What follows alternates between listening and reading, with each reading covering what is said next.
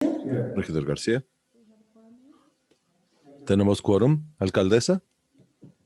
Muy bien, se entabla sesión. Juramento a la bandera. And to the republic for which it stands, one nation, under God, indivisible, with liberty and justice for all.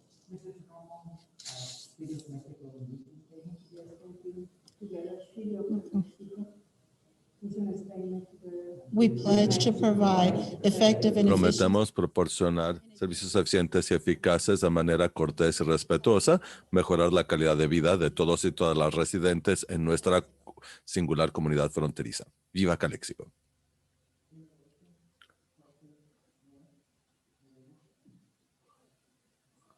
Alcalde Pro Tem Moreno. Oración. Padre, gracias por este don de vida y dirígenos a nuestra labor por la gente de Calexico. Te pedimos sabiduría y respeto a nuestra responsabilidad para atender las necesidades de nuestro pueblo. Gracias.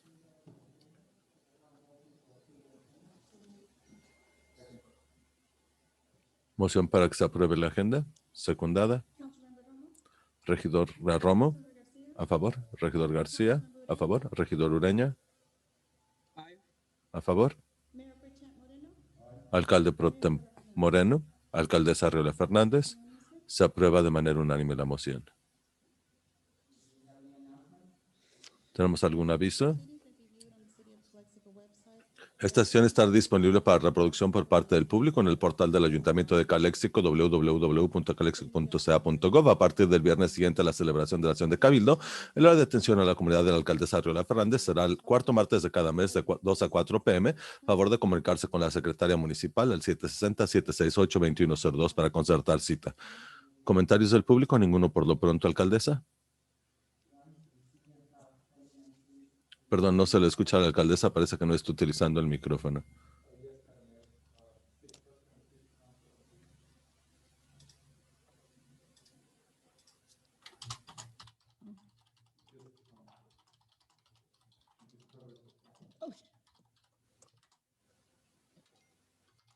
Madam Mayor, members of the City Council, members of our community that are following this meeting.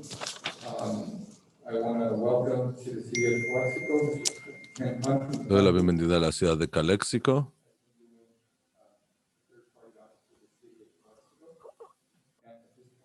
A nuestro contratista independiente para el estado financiero del municipio de Calexico, y quería enfatizar que estamos en proceso de, Loterín nos va a hacer una presentación para el año fiscal de las declaraciones financieras auditadas 2019. Como sabemos, es obligatorio,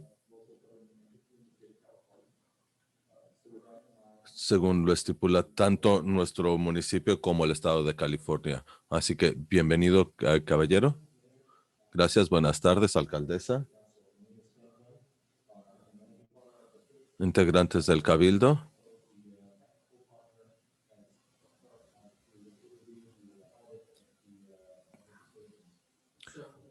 Perdón, quería presentar los estados financieros auditados, para el correspondiente al año fiscal 2019-2020.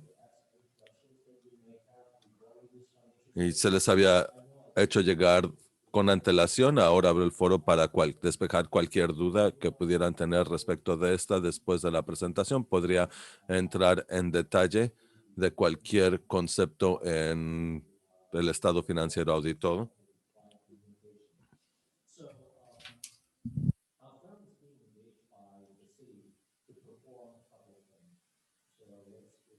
El municipio nos contrató para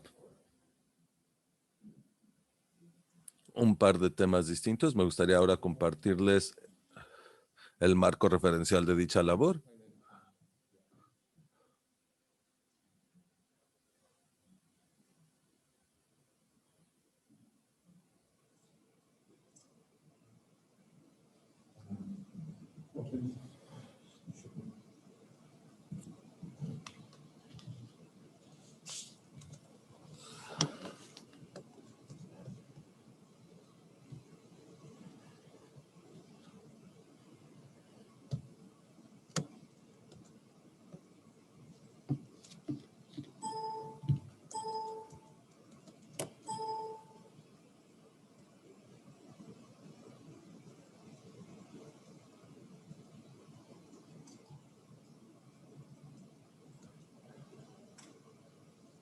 Great, thank you so much. Bien, muchísimas gracias. Bien, les quería presentar el marco referencial de nuestra labor. Les voy a hablar de la declaración financiera. De nuevo, si quieren mayor detalle, con gusto lo pueden solicitar.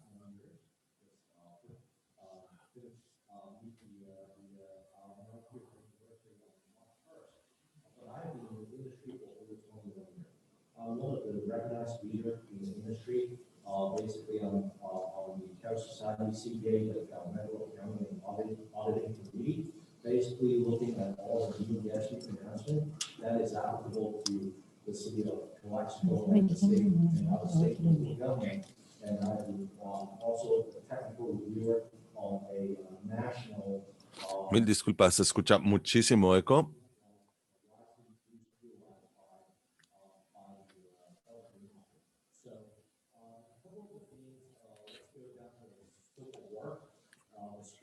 No, un par de puntos en los términos de referencia.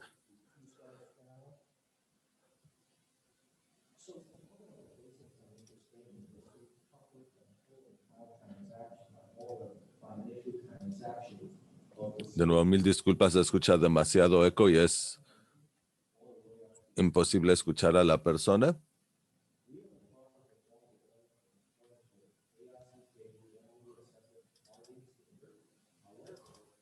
The city actually requires to perform the audit in accordance with government auditing standards. So that's why the second bullet point here is the report on the control. I'm just going to bring. So in the meantime, I'm just clicking it. We also require to do the report audit on the city's TDA, Article 3 and Article 8 financial statement audit, and also looking at under the Prop 13, we are required to perform real-time procedures to recalculate the appropriation limit that was being adopted by the city. Last but not least, is go through implementation of the bush shop.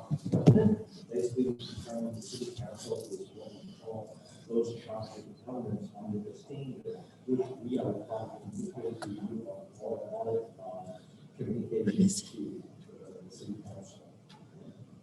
Where's the next? Next slide. Oh, okay. So, before I move on Yes, I said I got some. De nuevo, mil disculpas. Parece que está introduciendo eco el micrófono en la plataforma de Zoom de la secretaria municipal.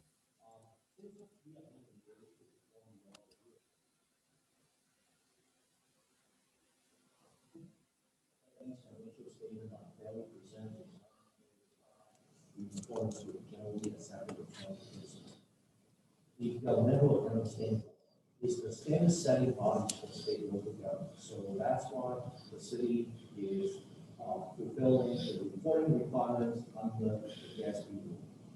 Our responsibility is Nuestra responsabilidad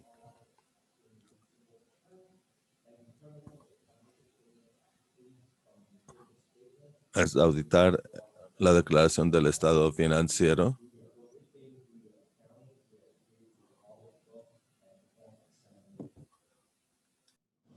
we consider the account control financial reporting. However, such consideration is solely for the purpose of determining. De nuevo, mil disculpas. Solo se escucha aparentemente el micrófono de la secretaria municipal.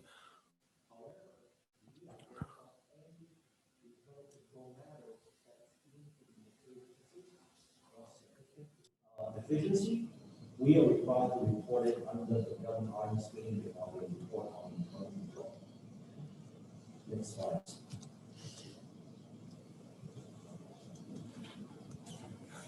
So required communications is actually found by the AUC sections 260. Mil disculpas, no estoy tratando de comunicarme con los organizadores para que la secretaria haga el favor de corregir el sonido.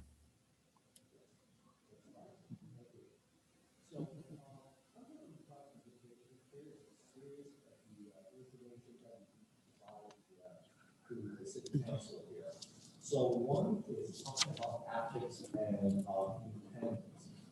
Very importantly, we we have modified applicable rules and a couple of the things under the county auditing standards.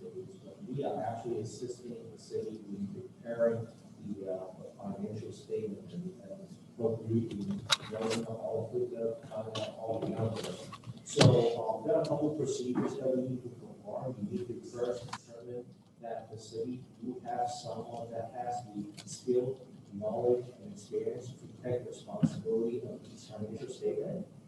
Second, we also at a firm level, we need to have someone in our firm, which is independent of the engagement team to review these financial statements, to address some of the threat that we identified. So we are happy to say that we comply with all relevant requirements under the county standard regarding independence. As you're aware, the city is required to adopt sound accounting policy. There are a lot of different policies out there, so the city discloses all significant accounting policy in note 1 to the financial statement. Basically, note 1 to the financial statement discloses the something like the at a very high level, talking about the reporting entity, how you account for cash investment, how you account for fixed asset, the assumption that was being used in the pension accounting, those type of information all is note 1 to the financial statement. No, mil disculpas, es imposible escuchar al ponente, solo se escucha eco y el micrófono de la secretaria municipal.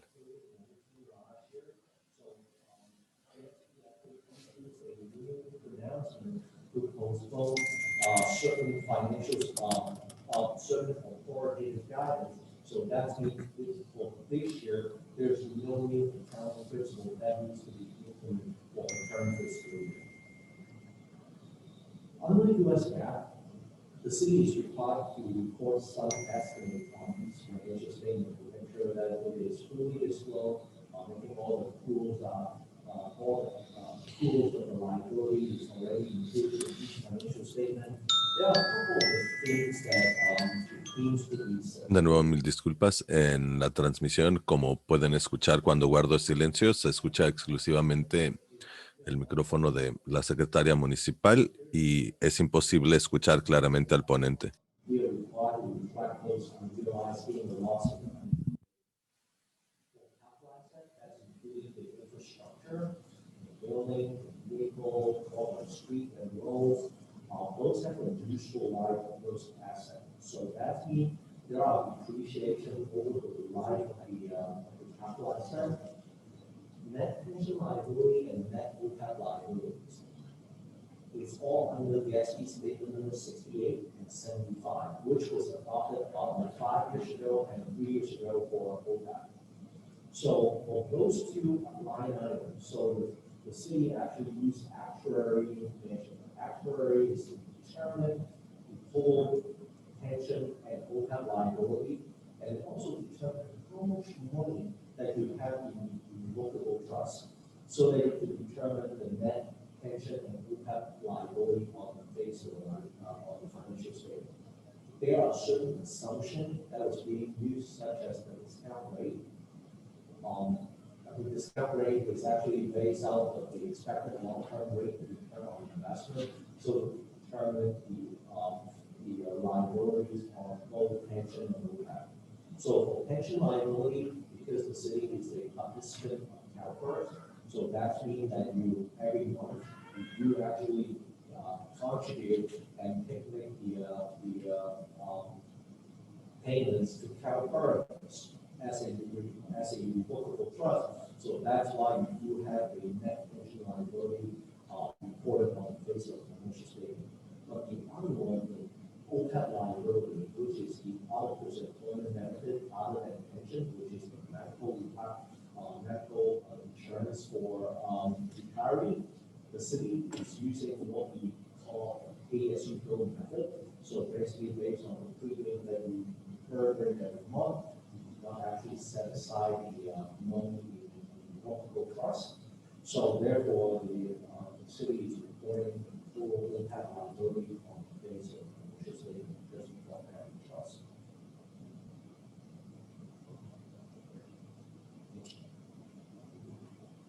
So there are a couple of things that we also require is to disclose to you some sensitive disclosure in financial statement.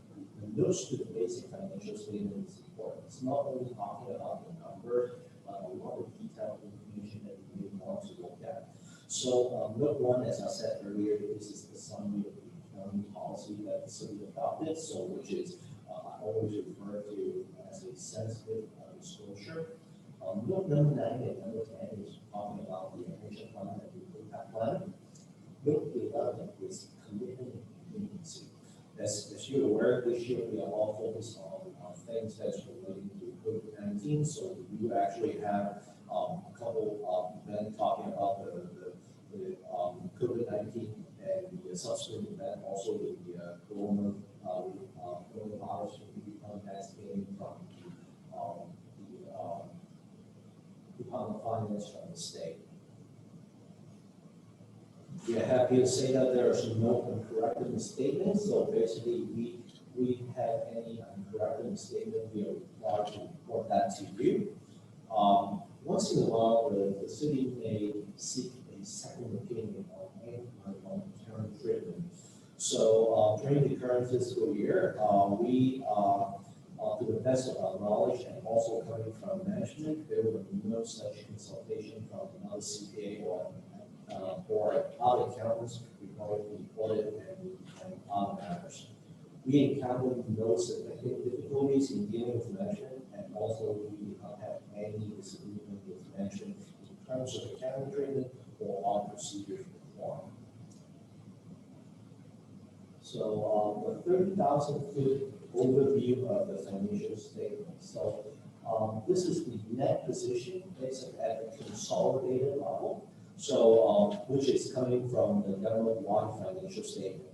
So we break it down into governmental activities and business type activities. So the governmental activities, which includes the general fund, all the special revenue fund, debt service fund, capital projects fund, and the insurance fund. While the business type activity is all the enterprise fund that we have, such as water and sewer. So we basically put this into a format in accordance with GASB 34, which is adopted about 20 years ago. So this is a full picture of the financial statement. So at the end of the day of June 30th, because this slide is actually a point in the accounting financial statement, which basically reflecting the financial position as of June 30, 2020. So total asset as of June 30, 2020, $210 million. That's include all the infrastructure, all the capital asset, all the cash investment and receivable at the city. Total liability, $107 million.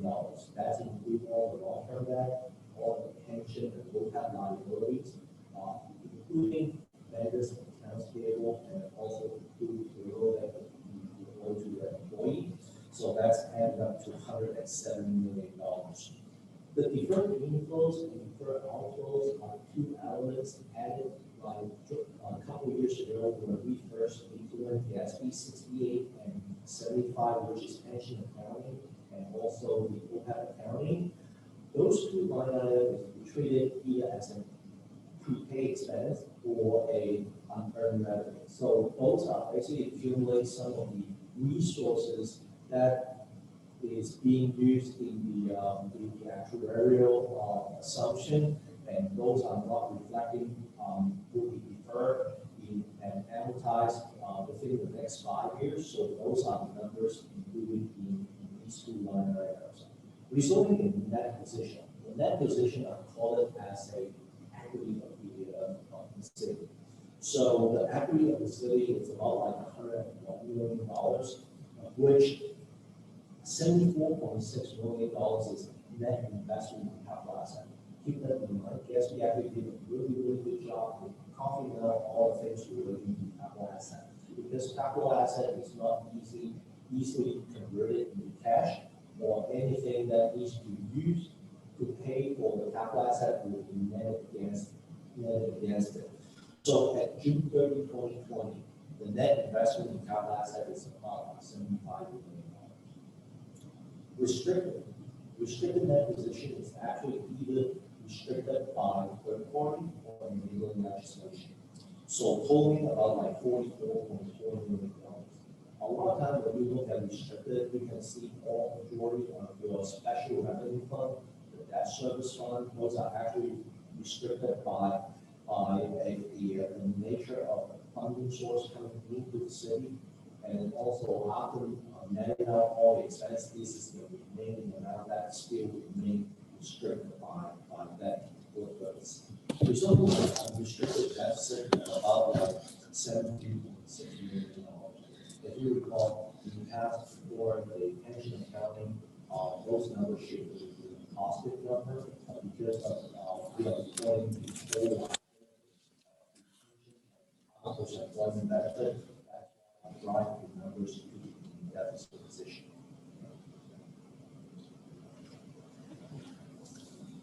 So the next slide is the consolidated information about the income statement for the city.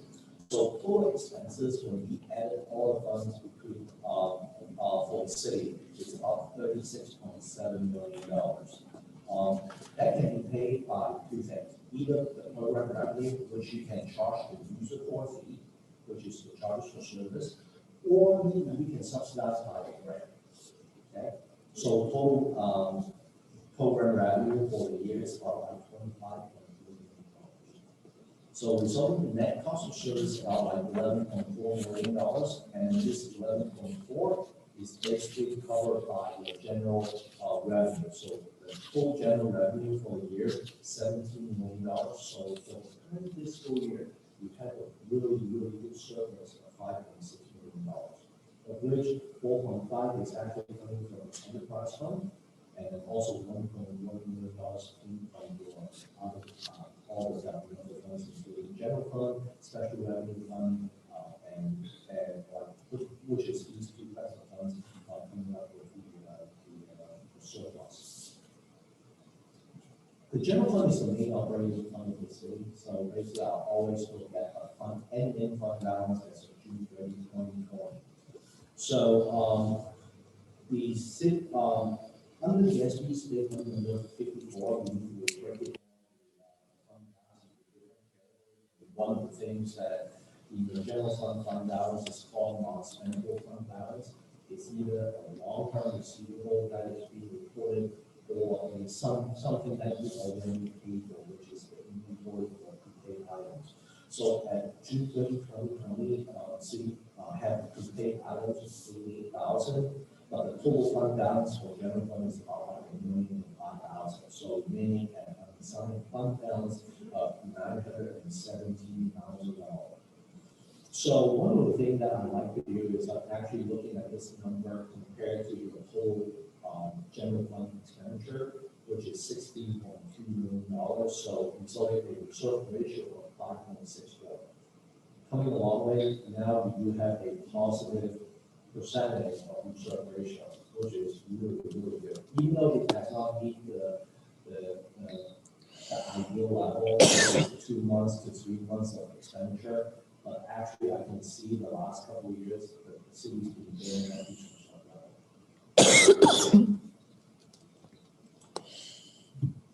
As I mentioned, both pension and OPEB are estimated on each. Yes, we actually do require us to require the city to disclose what if there's a 1% change in discount rate. What will be the impact to your financial statement? Okay. So at June 30, 2020, the city already reported the total net pension liability of $27.6 million on the face of the financial statement.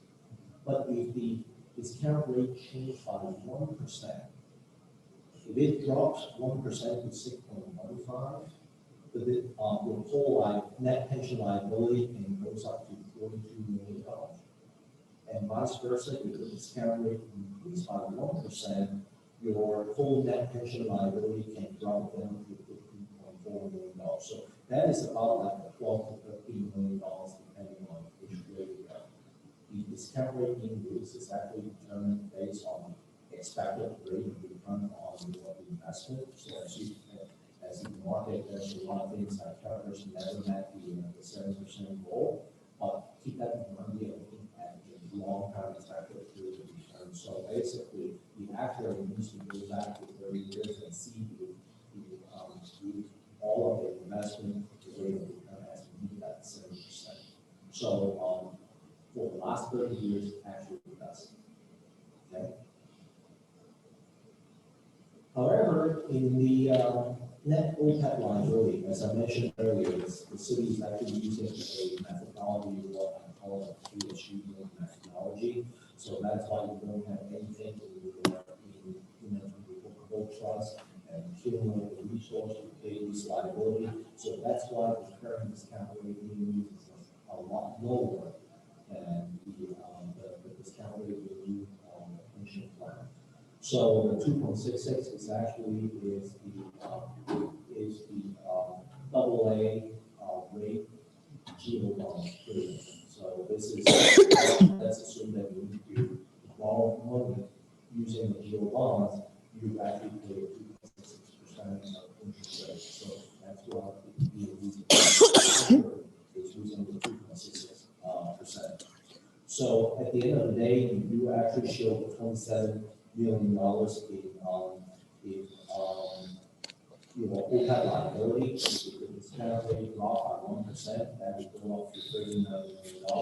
And vice versa, if the discount rate increased by 1%,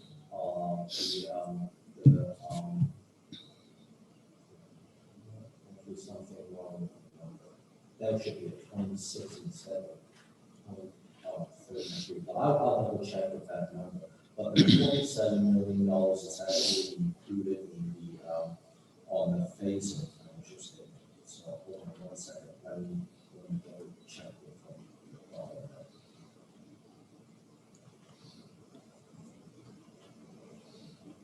Yeah, that was correct. So $29.3 million. Right? So the audit results. We are happy to issue a modified opinion on these financial statements, which state that the financial statement of value presented in all material respect, significant accounting policy and consistently defined. All the estimates are reasonable and the disclosure are properly reflected in these financial statements. A modified opinion is the best opinion that you can get from the CPA firm. And I'm happy to say that for this year's audit, we don't have any internal control related matters that needs to be reported. So that's when we are able to rely on the internal control and we do not identify any deficiency that would drag our audit to more detailed substantive procedures. Okay?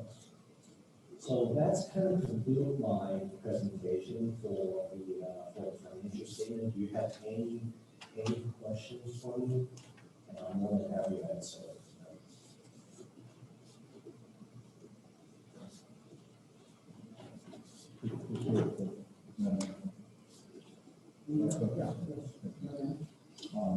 Let's go. So on the general fund balance, where it says the reserve ratio, it's 5.64. Just so I'll know, what's the average percentage? Use national average, I think. Would that be a fair question? Well, there's no national average, but the best practice in the industry is actually using 2 months, 16.67%. And then because of coronavirus, we basically asking for a little bit more, maybe 3 months to 6 months. But I can tell with like 5 or 6% actually is significantly good from the previous years. Okay. Thank you. That's all I have. You're welcome.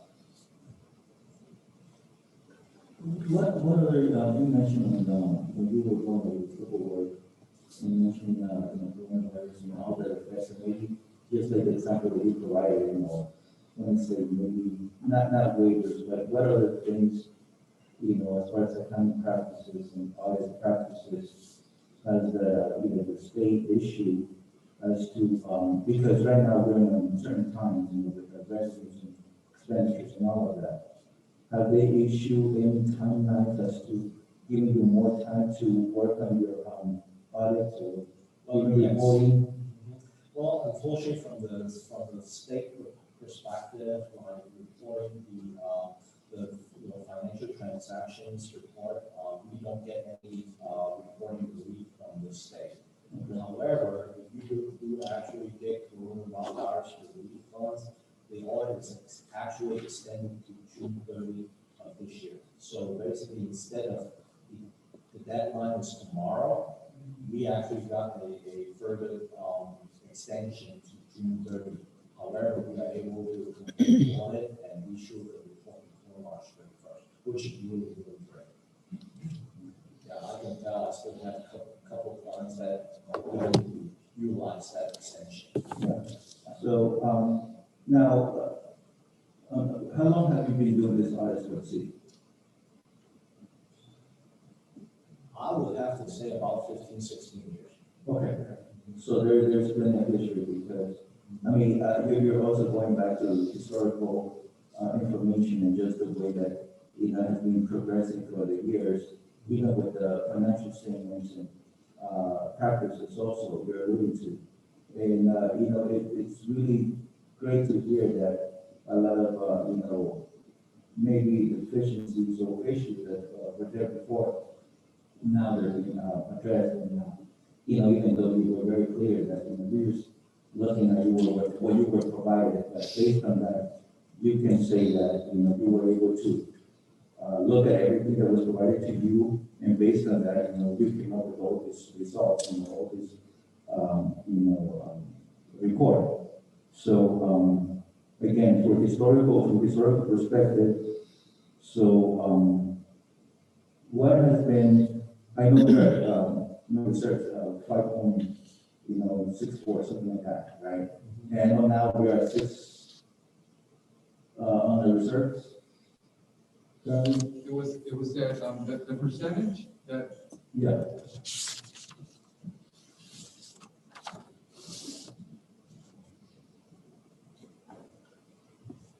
it's, Councilman Garcia, just so I can, so now I speak from the back.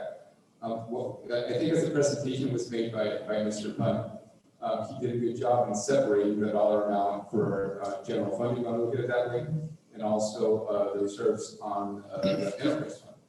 So when we do some math, and I know it was up there in the presentation, we can see on the general fund that it's $1,500,000, $1,500,000, and on the enterprise fund it was, if I'm not mistaken, $4 million and change, which would be a grand total of about over $5 million. But as it pertains to the general fund, we stand right now, and we saw a slight increase from last year, but it's about $1,500,000. That's kind of what I wanted to see, just to see the upswing that, has been shown or has been seen throughout the last few years, or just a couple of years.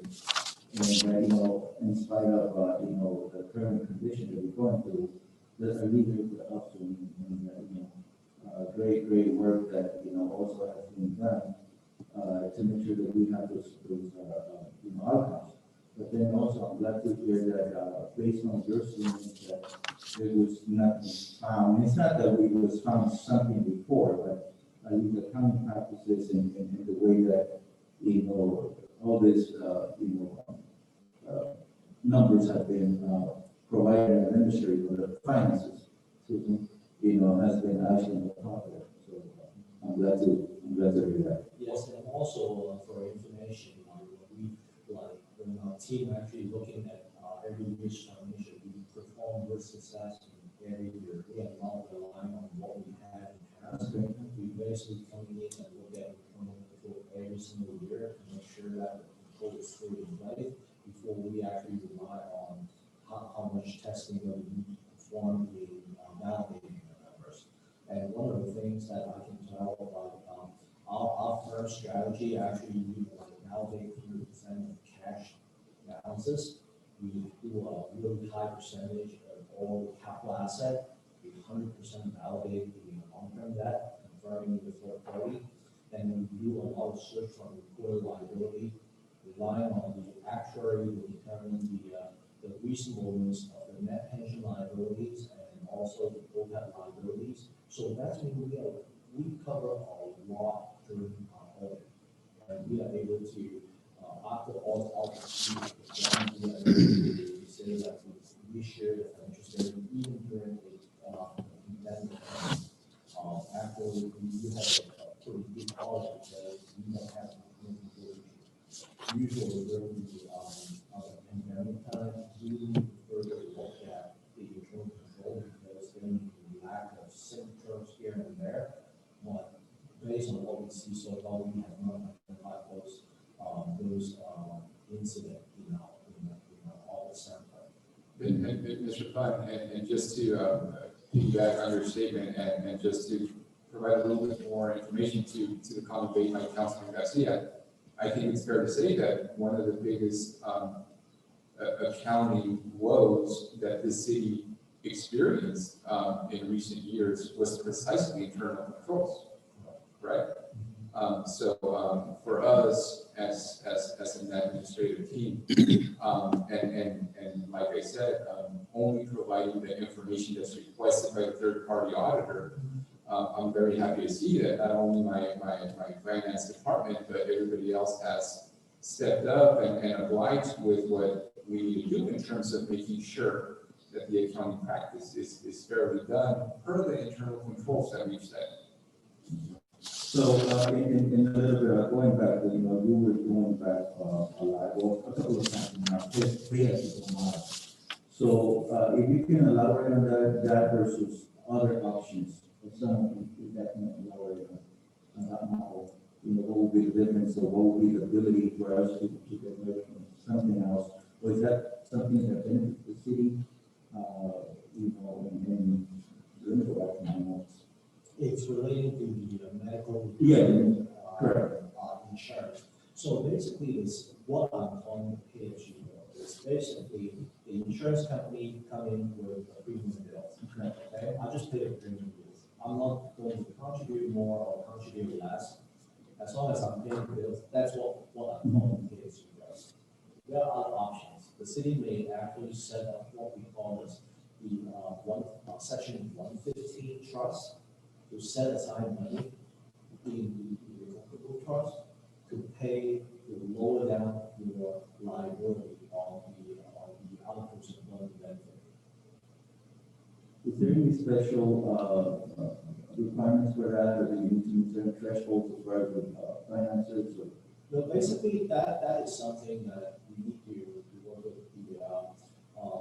the city managers looking at your budget.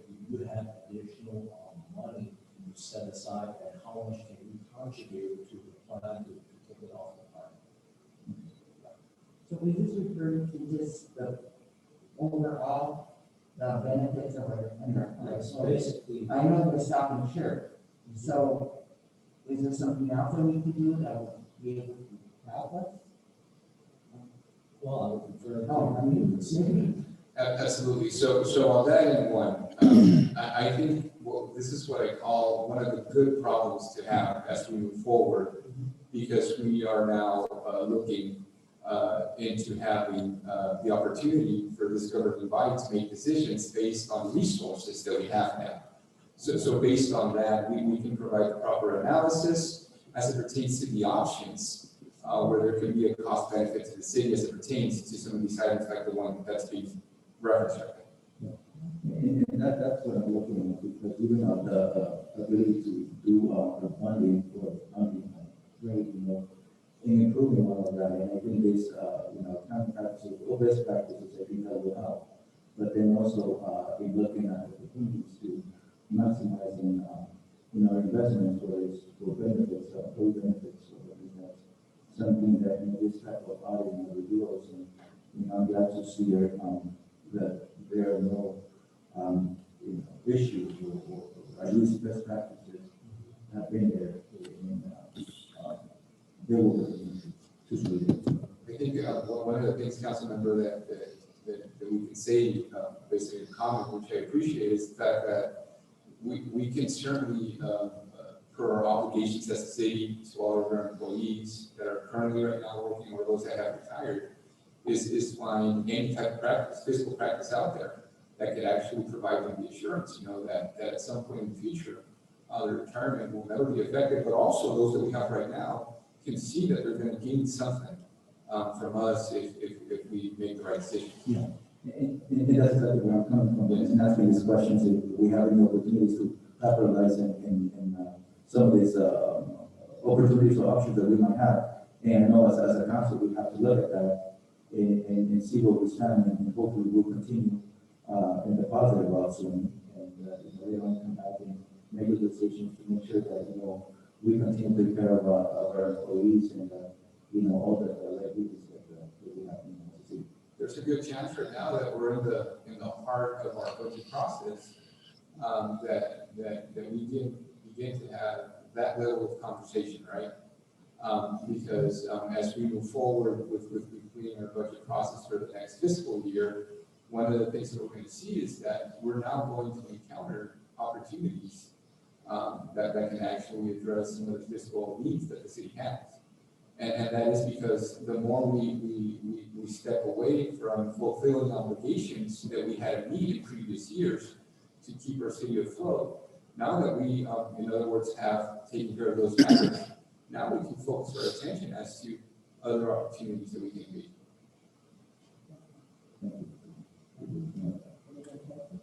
Yes.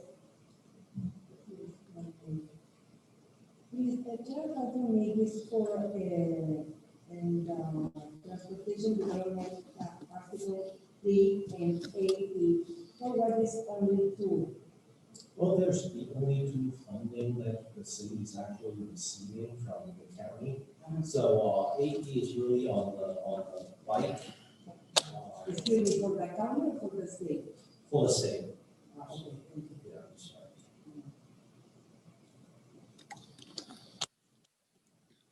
So there's only like two coming from, like two articles coming from the state. And Article 3 is really for the pedestrian and bicycle project. And then also 8 is used to pay for any capital expense incurred while contracting for transit services with Providence King or nonprofit companies for public transportation services within the city. Thank you.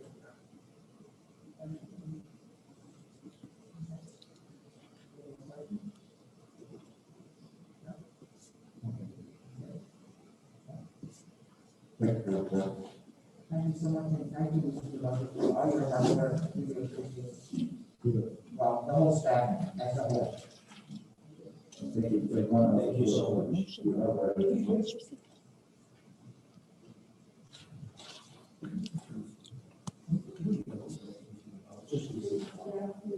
We do need a motion, Madam Mayor, to receive and file the report. Okay, do I have a motion to receive and file 2019 and 2020 audit financial statements? Make a motion to approve the financial reporting. Receive and file. Receive and file, 2019-20 other financial statements. And I'll second that. Councilmember Romo? Yes. Councilmember Garcia? Yes. Councilmember Ureña? Councilmember Ureña?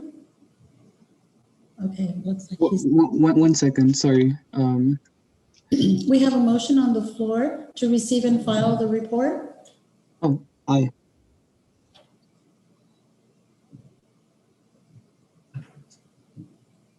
I vote yes. Aye, okay. Mayor Pro Tem Moreno? Mayor Rola Fernandez? Motion passes unanimously.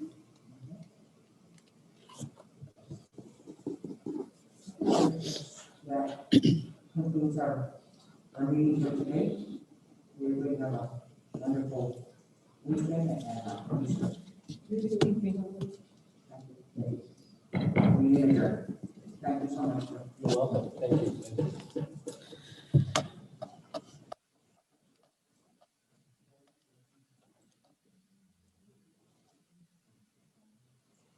Thank you. Thank you very much. Always. Thank you. I think we did part of Yes.